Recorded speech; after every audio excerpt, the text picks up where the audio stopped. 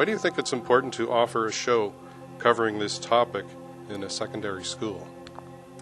Well, a year or so ago, I thought that the sculptures that Kathryn Michaud had made were really interesting, her more recent sculptures, and I thought it would be very appealing to the students to see something that was so creative, but a little bit, as students would say, a little bit creepy.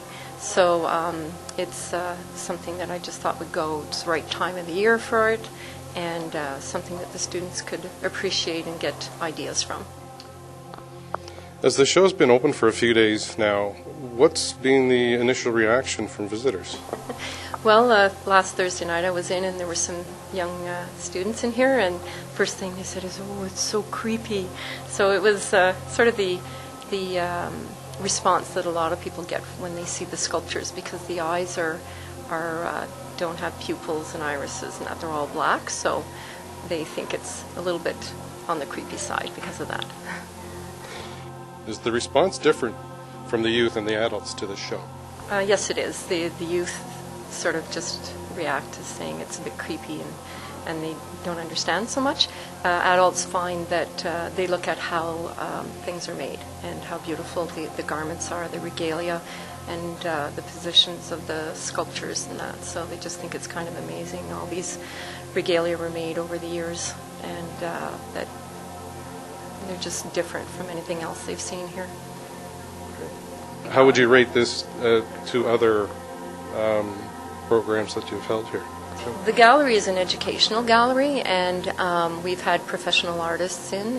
We have them in every year, and it's a valuable tool for teachers in the school who want to have discussions about art or maybe about the message. So when teachers bring their students down, it's a really valuable tool, and it doesn't matter if it's about visual arts or something else. It could be social issues, and that they can have a good discussion with what's in the gallery. So in this case here, when we put this out to staff, we'll say, talk about the importance of art in dealing with traumatic events or difficult lives of students.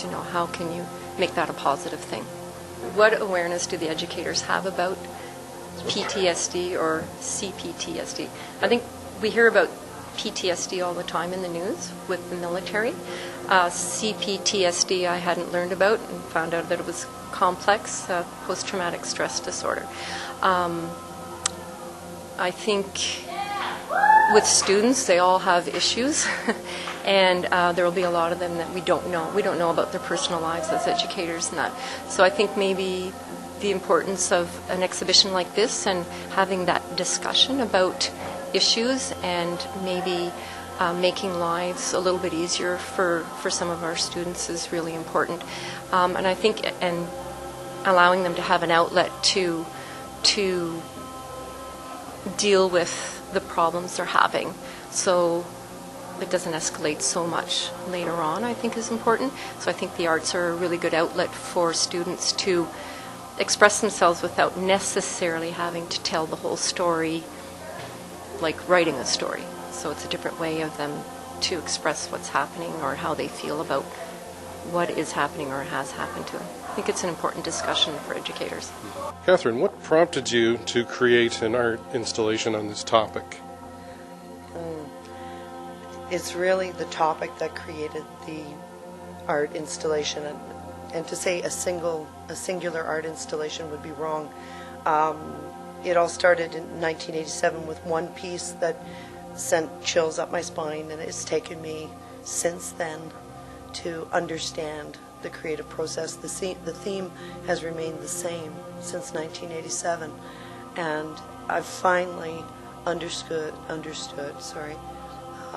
what the creative motor is, and so it's an ever-evolving story. Different facets all the time coming up, but in the name of this show called Haunted, it is that. This creativity is haunting, has haunted me, and it's an answer to, plainly, it's an answer or a response to living with CPTSD, which is complex PTSD, post-traumatic stress disorder. All right, that leads on to my next question. What is CPTSD, and why is it important to discuss it? Complex PTSD is different from what we've become aware of as society, as a society. We've had a lot of exposure because of the Canadian military being involved in Afghanistan and Bosnia, and on and on, and the soldiers coming back with PTSD, post-traumatic stress disorder. We have to imagine that these are adults trained, and they go into a situation and they witness some horrific things that mark their psyche, and they're there among their friends, and they return among their friends, and we are aware of the trauma, the psychological trauma that they suffer. Now, if you imagine a child who is untrained, who has no buddies, who basically doesn't have a main caregiver, and they are thrust into traumatic, abusive situations, oftentimes for years, not just a single event, multiple events, and they're there, and there's no escape. There's no escape for them. There's no going home. That is CPTSD. That is complex PTSD. It is one traumatic event after another, after another, after another, for sometimes decades.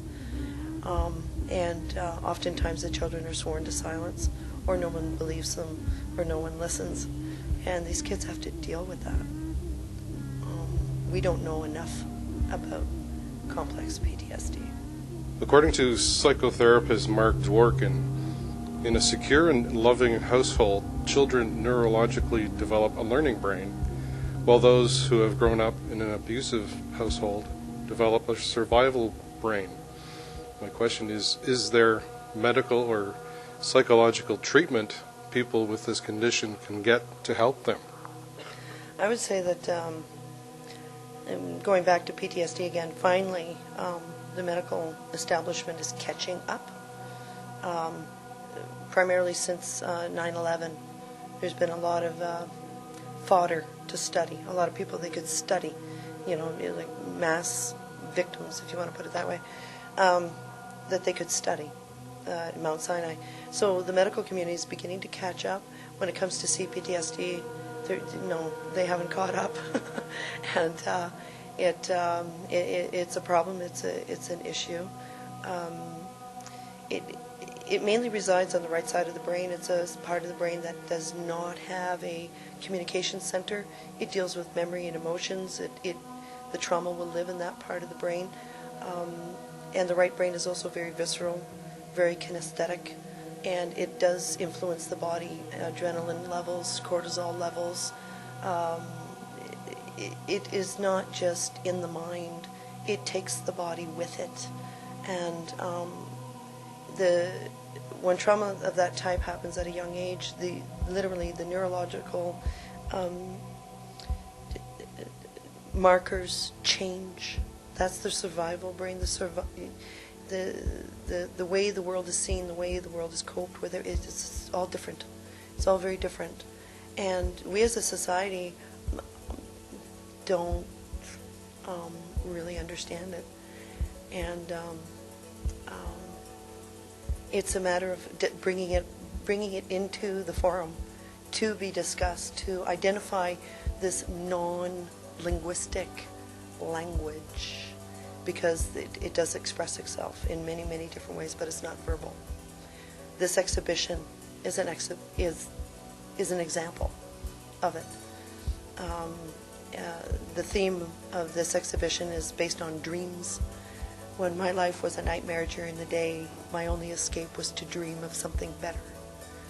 And that was my pill for a long time. And it's the regalia, and the regalia is sacred, and the regalia protects the body and makes it precious again.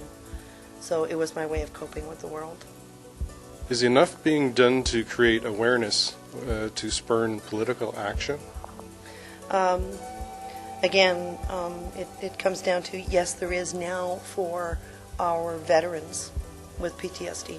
Let's hope that there'll be some recognition that there is a whole substrata in society that needs just as much care to be thought of.